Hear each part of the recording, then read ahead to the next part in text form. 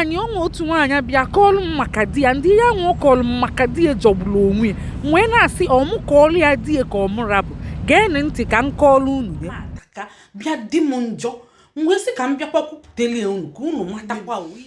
nwaanyị bịa kpọọ m wee sị m na ọ ya arapụ di ya in 3 years time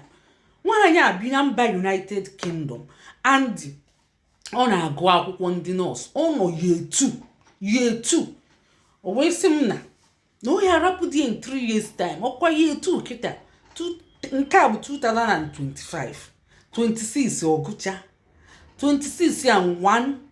27 2 nya 28 arọ 2028 ka ọ ga-arapụ di ya bụ ọ ya agụzini akwụkwọ ọzọ nke year 3 2026 gụcha wee lụbazie ụlọ na 2027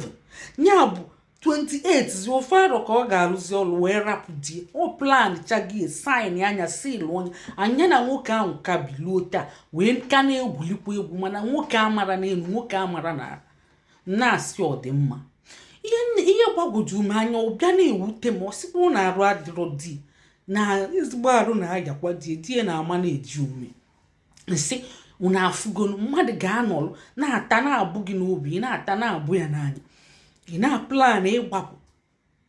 ihe wute m bụ na ọ sị na arụ adịrọ di ọ bụ arụ adịrọ di gị ịgbapụbazie ị ga-anọ na-eletie nke ịgụ nọọsụ o nwere ike ọ bụrụ na ọnya mee gị nkọreji gị gụọ ọnya ịgụ ọnya asị nọọsụ iso nyere ya aka ndụ eto ogologo ọ bụrụzi nke ịgbapụ ndị ịgwara ya n'elu ịgwara ya na nsị a jee gwana ya jee egwu ya ka ihe na-agwa m ya ka mmebe ị na-agwa m ya ka m wụnyibe elu ka ị na-agwa m ya ka ndụ hapi ka ihe chọọ ka m mee kịta iji wee bịa na-agwa m ya wee na-ajụ unu na-asị ọm tụtụrụ ihe a ka ọlụ die ka ọm rapụ fa nnọọ ihe ya jete falacha na ọ bụ di na nwaanyị maka anara m etinye ọnụ n'ike ikpe di na nwaanyị gị bụ nwaanyị ị bịara akọchachala m ihe maka di gị isira m gwa onye ahụ anara m agwa mana ka o si wute m kịta bụ na ị na-agụ akwụkwọ na-asọpọtụ gị andị arụ adịrị ya ọ kọchala m arụ adịrị ya arụ adịrọ di ya o ruru ihe na-atọ n'ahịa di ya nya obi akọchala m na-asị ọ bụ maka arụ ọnwụnwa ifugo na onwere onye ya bụ adị mma ndị nọọsụ na-anwụkwa anwụ ndị nọọsụ na-ayakwa arụ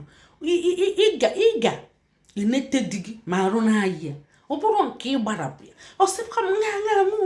na-agwa di ya ajọgbugo onwe ya na ụjọ n'okwezie mmaneji o kwere gị mmaneji mana ị ka na-amaneji kwuye n'ọrụ kịta anyị na-agụ akwụkwọ mgbe ị ya agụchazi ka ọ gazi ekwe gị mmaneji wee plan cha anya wee debie ndị be anyị unu nke bụ eziokwu ọmụgwa di ya ọ bụ ihe nchọ ịma maka ọ na-eme m nnukwu na-eme m kwaka ka ọmụgwa di ọ na-eme m ka ọmụgwa di maka obi m anabatazi njikwete ihe ahụ obi m anabatazi mana ka m jidegodi onwe m aka ịghọtago so ka m rapụgodi egbe anya breki mgbe unu pụtazi gwacha m ihe mmemme mgbe ahụ ka m ma amazi ihe ọzọ next action ma movement mmemme ndewonu ndị be anyị daalụnụ afa m bụ Lọlọ Nneka Ijelenze ọ bụ na mba Elizabeth United Kingdom ka m na-ewetara unu ozi ọma onye ọbụla chekwa ezinụlọ ya especially ụmụ nwanyị ọ bụ unu nwe ụlọ unu aghasa na ya aghasa ndewonu ka emesịa